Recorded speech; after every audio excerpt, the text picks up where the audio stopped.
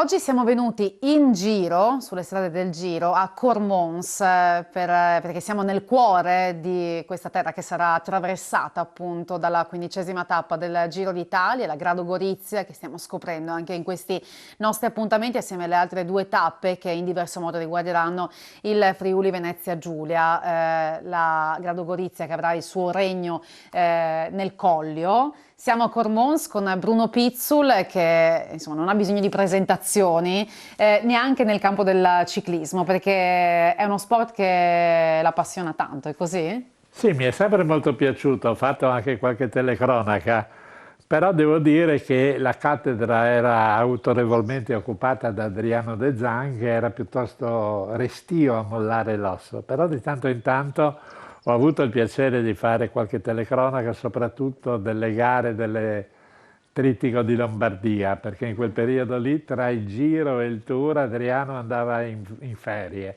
E allora io facevo la Bernocchi, le Tre Valli Varesine, quelle cose lì, ma ho sempre seguito con grande passione il ciclismo. E naturalmente continuo a seguirlo anche adesso e sono particolarmente lieto che in questi ultimi anni proprio il Friuli abbia saputo ritagliarsi un posto di riguardo, no? Soprattutto per i percorsi straordinari, per la salita mitica dello Zoncolan, ma anche per tutti gli altri percorsi che anno dopo anno e soprattutto la passione di Cainero non sa ritagliare. E quest'anno una delle tre tappe friulane avrà proprio nel Coglio Goriziano, nel Carso e nella laguna, partendo dalla laguna di Grado, un percorso veramente molto interessante che tra l'altro sottolineerà anche il fatto, dato che l'arrivo è a Gorizia, però Sì, un passaggio un anche certo da... passaggio anche per Nova Gorica, no? Questa importante ricorrenza che le due città saranno sede della cultura. E questo Collio, insomma, come si presenterà al mondo? Perché sarà una vetrina mondiale importante. Oltretutto queste saranno tre tappe interamente mostrate in Mondovisione, 180 paesi. Insomma, è una vetrina anche turistica, c'è il valore simbolico del confine, ma c'è anche un'importantissima vetrina turistica Moltissimo, per questa moltissimo, sì. terra. Terra che è già conosciuta, no, per antica vocazione enoica, però effettivamente anche i paesaggi sono di struggente bellezza con queste vigne che sono degli autentici giardini, no? Le colline sono pettinate come se fossero appena uscite da un coiffeur, no? Con queste vigne che si allineano in maniera straordinaria e devo dire che il paesaggio è veramente molto bello e oltretutto è anche un territorio che storicamente, no, ha costituito un momentino il crogiuolo delle tre grandi culture che proprio in queste zone qua si sono venute pian piano aggregando e qualche volta anche distanziando, no, il mondo tedesco, il mondo latino e il mondo slavo. È un posto unico, decisamente, anche proprio per questo aspetto. Il posto del cuore di Bruno Pizzul, proprio magari un angolo nascosto al quale è particolarmente legato o un panorama particolarmente bello, qual No, è? beh, ma nel posto del cuore posso dire, ce ne sono tanti naturalmente, come per tutti coloro che hanno trascorso la propria infanzia in un territorio. Però direi che il colle, la Mont, la La chiamiamo, Monte? la Mont, che in Mm. realtà è una collina, poco più che una collina, però per noi è la Mont, no? Un po' come per i catanesi l'Etna non è l'Etna, è la montagna, e Ok. questa però monte un Quindi il pochino, Quarin. il Monte Quarin, sì, perché da ragazzino le nostre scorribande erano su e giù lì per andare a rubare ciliegie e via dicendo, ed era un terreno privilegiato per lotte di bande e poi anche per lunghe corse che servivano a tenerci non c'erano allora, sai, palestre, yoga, quelle robe lì, no. Però si correva su Judo Taldì. E si lava anche tanto in bicicletta. La Anche tante bicicletta è stata biciclette, sì. importante, credo, nella sua vita, no? Perché Sì. l'ha usata molto, o Come l'ho sbaglio? usata? Solo, perché io non ho mai avuto la patente. Infatti. Quindi sono andato sempre in giro in bicicletta, naturalmente da ragazzino facendo anche le salite qua. Ultimamente no, appena vedo un cavalcavia faccio il giro di che altre bande. Però, per esempio, io ho vissuto quasi 50 anni a Milano e in questi 50 anni per Milano sono andato in giro sempre e solo in bicicletta, che naturalmente non è mai stato un gesto di particolare valore atletico, però ha dimostrato un certo sprezzo del po' di pericolo, no? coraggio, sì. Devo dire che i primi anni, sai, quando lavoravo alla RAI, arrivavo e mettevo giù la bicicletta fuori dal portone, era l'unica bicicletta Ah. di tutta la RAI. Adesso invece l'isolato è pieno di biciclette perché la gente ha capito, no, che è un mezzo di locomozione straordinario. Quindi era Poi- ancora più pericoloso una volta, c'era ancora più strano vedere una bicicletta in giro per le vie, eh adesso sì, sta...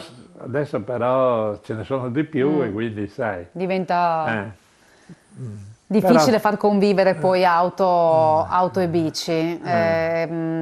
Parlando di ciclismo, poi come parlavamo prima di ciclismo vero, non di quello amatoriale, c'è un campione che l'ha appassionata particolarmente, ma io o da che ragazzino oggi... direi, purtroppo sai, alla mia età si ama andare indietro con i ricordi, no? E ci si rammenta di quelle che sono state le grandi passioni anche del passato.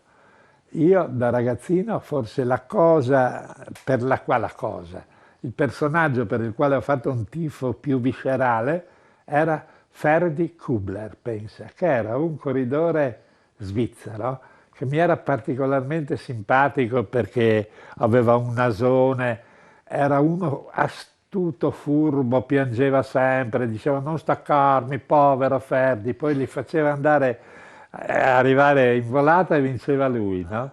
E io ricordo che nel periodo in cui tutti erano o Coppiani o Battagliani, io ero per Ferdi Kubler, che mi dicevano che era un po' fuori di testa, però realmente io ricordo una delle più grandi gioie che mi ha dato quando a Varese, i mondiali di Varese, erano in fuga in 8, 7 italiani e Ferdi Kubler e ha vinto lui, no? Quella è stata...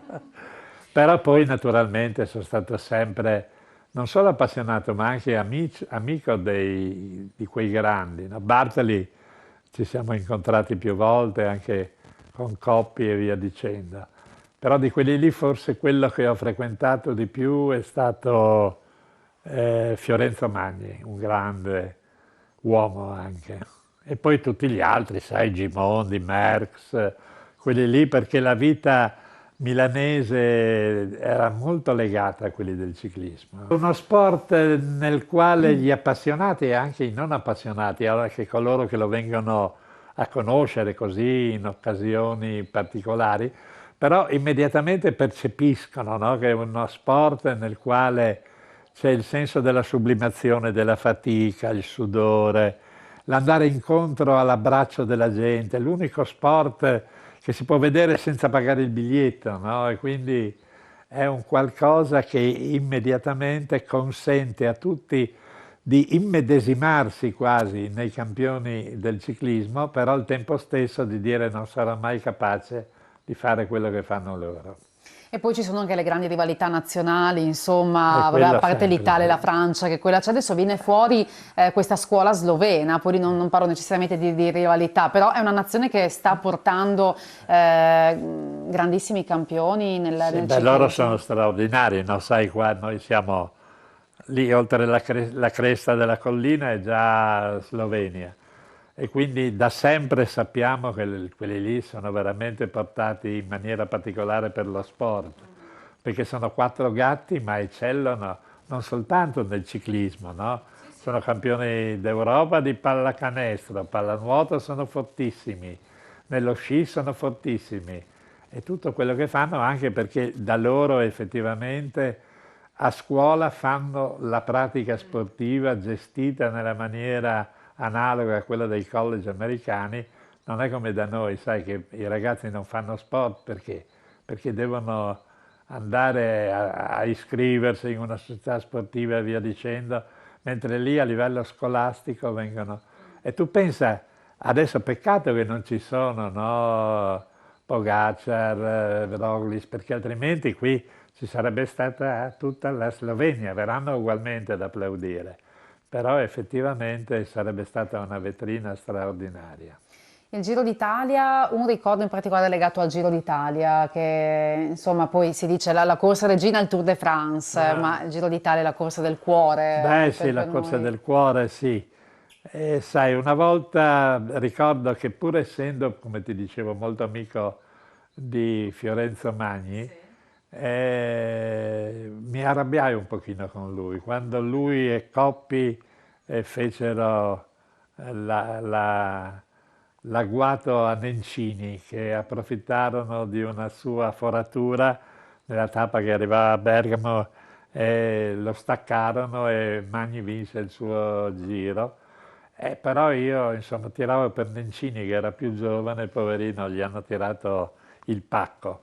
Però altri grandi momenti, no? Quando per esempio Coppi riuscì a staccare Koblet che sembrava avesse ormai vinto, e ci sono state imprese che hanno il sapore proprio dell'epos, no? Alcune tappe che per esempio si concludono in alta montagna in condizioni meteorologiche terribili, l'arrivo sullo Stelvio, no? Oppure sul Monte Bondone, ci sono momenti di particolare suggestione. E poi, sai, di tanto in tanto vengono fuori i supercampioni che finiscono per catturare la tua attenzione e la tua ammirazione. Lì il mostro è stato Merckx, no? Che è stato veramente uno al di sopra di qualsiasi possibilità di confronto. Dove seguirà la tappa, Bruno Pizzul, la tappa a Grado Gorizia? La vedrà, ha Vabbè, deciso di passano lì, seguirla sì, andrò, proprio... perché passano 3 volte per Cormons, perché c'è Infatti. il doppio circuito finale, passano una prima volta e poi un circuito in cui finiscono in Slovenia e poi rientrano dall'altra parte, quindi stanno mettendo a posto le strade anche qua, togliendo i punti più pericolosi. E sai, attraversano il paese, ci sono 2 o 3 curve pericolose, speriamo che non colli nessuno, perché se no... Però effettivamente è un momento che è molto seguito e apprezzato anche dalla gente. Sai, il ciclismo veramente entra nel cuore di Sì. tutti. E allora, grazie a Bruno Pizzo per questa chiacchierata. Oh, è stato piacevole, come sempre. E noi ci ritroviamo domani E tu sempre in giro. seguirai le Io sarò tappe? in giro, sarò sullo Zoncolan e poi a Gorizia per l'arrivo dell'altra tappa. Boh, Quindi, primo giorno sullo no, Zoncolan. sulla Zoncolan non vengo, a Gorizia Niente? magari c'ho lì Forse ci vediamo lì. un paio di osterie che posso frequentare. Grazie mille. Grazie a te cara, buon Alla lavoro. prossima.